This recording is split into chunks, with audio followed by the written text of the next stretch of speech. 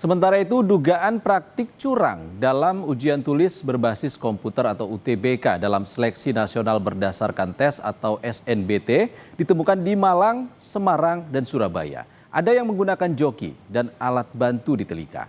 Wakil Menteri Pendidikan Dasar dan Menengah menyebut perbuatan curang dalam UTBK adalah tindakan kriminal. Dugaan praktik curang dalam ujian tulis berbasis komputer dalam seleksi nasional berdasarkan tes UTBK SNBT ditemukan di sejumlah daerah.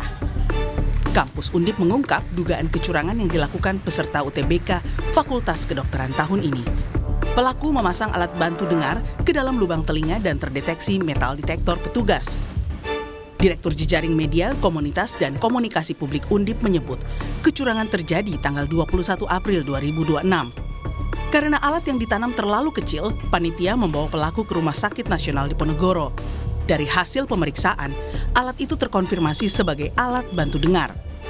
Panitia UTBK Undip melaporkan temuan ini ke Panitia UTBK Pusat dan menyerahkan pelaku ke Polsek Tembalang. Pelaku pun disanksi diskualifikasi. Saat itu yang bersangkutan terdeteksi ada metal di badannya ketika panitia melakukan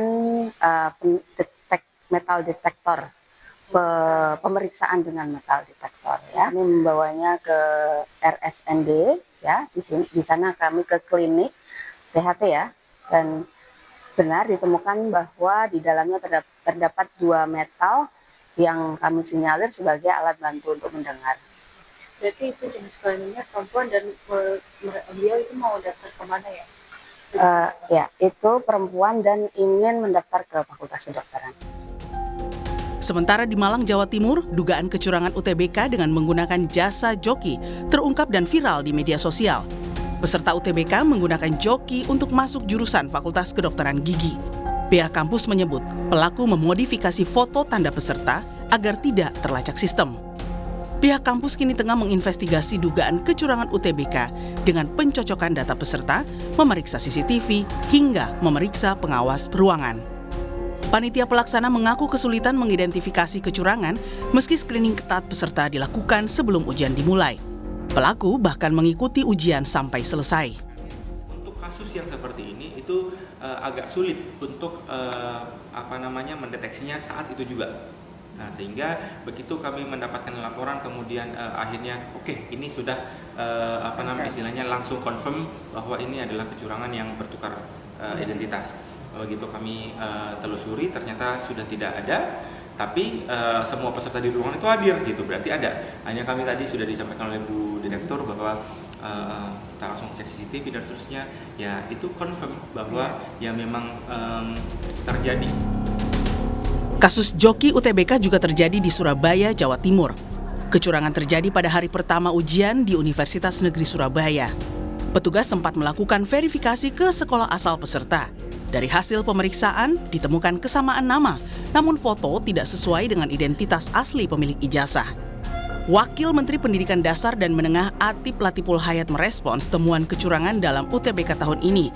Ia menyebut perbuatan curang dalam UTBK adalah tindakan kriminal. Sanksinya Pak, sanksinya? Sanksi Pak. Itu pertama-tama adalah sanksi yang terkait dengan pemalsuan identitas, ya.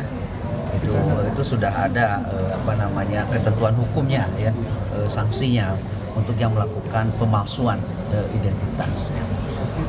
Yang kedua, tentunya peserta yang diwakili, yang dijoki oleh dia kan didiskualifikasi, ya, di blacklist didiskualifikasi. Jadi apapun dia sudah dianggap ya tidak mengikuti UTBK ini.